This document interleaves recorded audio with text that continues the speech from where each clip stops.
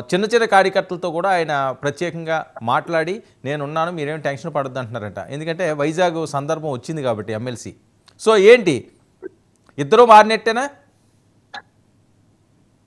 వర్మ గారు, రాజకీయ పరిస్థితులకు అనుగుణంగా అందరూ మారాల్సిందే. మీరు 2019 ఎన్నికల్లో వైఎస్ఆర్ కాంగ్రెస్ పార్టీ గెలిచిన తర్వాత ఆ ప్రభుత్వ హయాంలో గతంలో ఎన్నడూ లేనటువంటి విధంగా తెలుగుదేశం పార్టీకి సీట్లు తగ్గాయి, 23 సీట్లు తగ్గాయి. అదేవిధంగా ఆ ప్రతికూలమైనటువంటి రాజకీయ పరిస్థితిని తెలుగుదేశం పార్టీ ఎదుర్కొన్నది. 5 సంవత్సరాల పాటు వాళ్ళు కేసులు, దాడులు ఇలాంటి ఎదుర్కొన్నటువంటి పరిస్థితి ఉంది. కేడర్ కూడా గట్టిగా నిలబడ్డారు. తెలుగుదేశం పార్టీకి సంబంధించినటువంటి కేడర్, కొంతమంది నాయకులు వెనక్కి తగ్గొచ్చేమో కానీ కేడర్ గట్టిగా నిలబడ్డారు. ఈ నేపథ్యంలో మొన్న జరిగినటువంటి ఎన్నికల్లో తెలుగుదేశం, జనసేన, బీజేపీ కూటమి 175కి 164 సీట్లు రావటం, 21 లోక్సభ సీట్లు రావటం, వీటన్నిటికీ కారణం ఎవరు? కార్యకర్తలు, క్షేత్రస్థాయి నాయకులు, వీళ్ళు.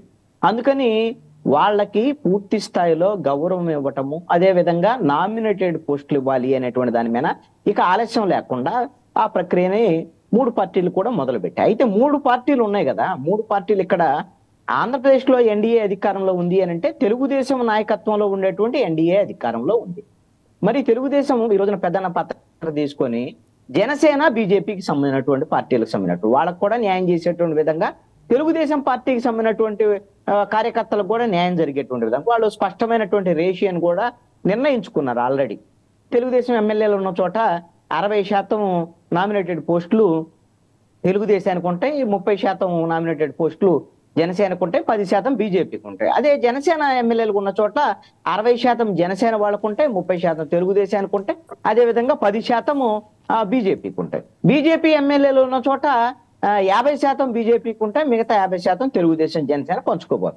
ఇది ఒక పక్కాగా ఒక రేషియోని నిర్ణయించుకొని ఆల్రెడీ దీనికి సంబంధించినటువంటి అప్లికేషన్స్ కూడా కాల్ఫర్ చేసినటువంటి పరిస్థితి. గతంలో చంద్రబాబు నాయుడు మీద ఉన్నటువంటి ఆరోపణ గాని, అపవాదు గాని ఏమిటి అని అంటే నామినేటెడ్ పోస్టుల విషయంలో చాలా జాప్యం చేస్తారు. గెలవక ముందేమో ప్రతిపక్షంలో ఉన్నప్పుడు అందరూ కార్యకర్తలు కావాలంటారు, గెలిచిన తర్వాత కార్యకర్తను వదిలేస్తారు అనేటువంటి అపవాదు కూడా ఆయన మీద ఉంది. ఆయనే చాలా సందర్భాల్లో 2019 ఎన్నికల తర్వాత ఆ విషయాన్ని చెప్పారు కూడా. ఈసారి ఖచ్చితంగా పార్టీ విషయంలో నేను నిర్లక్ష్యం చేయను, కార్యకర్తల విషయంలో నిర్లక్ష్యం చేయను, ఖచ్చితంగా కార్యకర్తలకు అండగా ఉంటాను అనేటువంటి విషయాన్ని చెప్పున్నారు. ఇప్పుడు అధికారంలోకి వచ్చిన తర్వాత చంద్రబాబు నాయుడు ఖచ్చితంగా కార్యకర్తలకు నామినేటెడ్ పోస్టుల విషయంలో క్షేత్రస్థాయిలో పనిచేసినటువంటి వాళ్ళందరినీ గుర్తించి వాళ్ళకి నామినేటెడ్ పోస్టులు ఇచ్చేటువంటి విషయంలో ముందుకెళ్లేటువంటి పరిస్థితి అయితే ఉంది. ఆ ప్రాసెస్ అయితే జరుగుతుంది. నాకు తెలిసి ఉన్నటువంటి సమాచారం మేరకు 10 రోజుల్లోనే మొట్టమొదటి దశకు సంబంధించినటువంటి నామినేటెడ్ పోస్టుల ప్రకటన రాబోతుంది.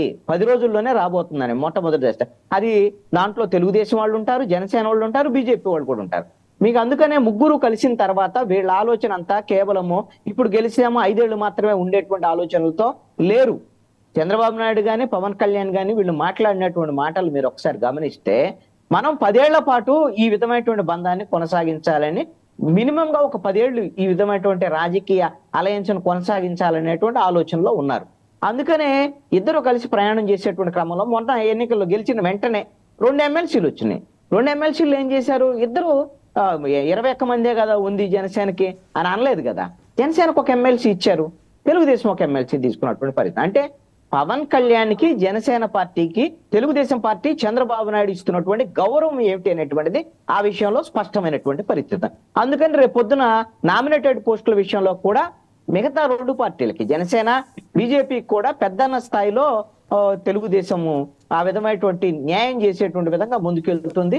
తెలుగుదేశం కూడా ఏమంటూ వాళ్ళు కొంత క్రైటీరియా పెట్టుకున్నారు. వాళ్ళు మొన్న 2019 నుంచి 24 వరకు ఉన్నటువంటి ప్రతికూలమైనటువంటి పరిస్థితుల్లో ఎన్ని కేసులు ఎదుర్కొన్నారు, వాళ్ళు ఏ విధమైనటువంటి ఉద్యమాల్లో ఉన్నారు, అదే విధంగా ఓటర్లకు సంబంధించినటువంటి నమోదు గాని, ఓటర్ల ప్రక్రియ, దొంగ ఓట్ల తొలగింపు గాని ఆ కార్యక్రమాల్లో ఎంత మేరకు ఉన్నారు, సూపర్ 6 ప్రచారంలో వాళ్ళు ఎంత మేరకు ఉన్నారు, వాళ్ళు ఎన్ని సంవత్సరాల నుంచి పార్టీలో ఉన్నారు, ఇవన్నీ క్రైటీరియా సాంకేతికంగా చూసిన తర్వాత వాళ్ళకి వాళ్ళ ప్రతిభకు అనుగుణంగా నామినేటెడ్ పోస్టులు ఇవ్వాలనేటువంటిది ఒక శాస్త్రీయంగా జరుగుతున్నటువంటి ప్రక్రియ. అయితే ఒక అంశాన్ని గమనించాలి, 100కు 100% అందరికీ నామినేటెడ్ పోస్టులు వస్తాయని చెప్పలేం. ఎందుకంటే నామినేటెడ్ పోస్టులు ఉండేది సపోజ్ 1500 ఉంటాయి రాష్ట్ర వ్యాప్తంగా మనం చూసినప్పుడు, చెన్నై పెద్ద కలుపుకున్నప్పుడు. అయితే ఈ నామినేటెడ్ పోస్టులో ప్రధానంగా కులము, సామాజిక అంశాలు ఉంటాయి, ప్రాంతము, అదే విధంగా ఆయా పార్టీలో వాళ్ళ యొక్క పనితీరు. ఈ అంశాల ఆధారంగా రేపొద్దున నామినేటెడ్ పోస్టుల పండగ, ఇదొక పండగే బహుశా తెలుగుదేశం, జనసేన, బీజేపీ కూటమిలో ఈ 10 రోజుల్లోనే ఈ పండగ ప్రారంభం కాబోతుంది అనేటువంటిది మాత్రం సమాచారం. ఓకే, శేఖర్ రెడ్డి గారు నమస్తే అండి వర్మ గారు, మీకు అలాగే ఏంటి అక్కడ నామినేటెడ్ పదవుల పందేరం జరుగుతుంటే జగన్మోహన్ రెడ్డి గారు ఏ రకంగా మనం నిలదొక్కుని ముందుకు సాగాల అన్న దాని మీద ఆయన చర్చలు జరుపుతున్నారట. విధి వక్రించింది, కర్మ రిపీట్స్ అని చెప్పి పెద్ద ఎత్తున సోషల్ మీడియాలో వార్తలు వస్తున్న నేపథ్యం. సోషల్ మీడియాలో ట్రోల్ చేసుకున్న వాళ్ళు కూడా పట్టించుకునే పరిస్థితి ఏడుందండి. ట్రోల్ చేసుకున్న వాళ్ళు ట్రోల్ చేసుకోమని చెప్పండి. ఎవరో పని బాట లేకుండా ట్రోల్ చేసుకున్నంత మాత్రం ఆ ట్రోల్ చూసి భయపడే పరిస్థితి ఉందంటారా? 40% ఓటు బ్యాంక్ ఉందండి. సింహాలు కదండి, మీరు ఎవరికి భయపడరు. మీరు భయపడతారని నేను చెప్పట్లేదు, ఇలా వస్తున్నాయి వార్తలు అని చెప్తున్నారు. ఈ రోజుకి సింగిల్ గానే ఉన్నాం మేము. అధికారం కోసం వాళ్ళ కాళ్ళు వీళ్ళ కాళ్ళు పట్టుకుని అడ్డదారులు దక్కిన అధికారంలోకి రాలేదు.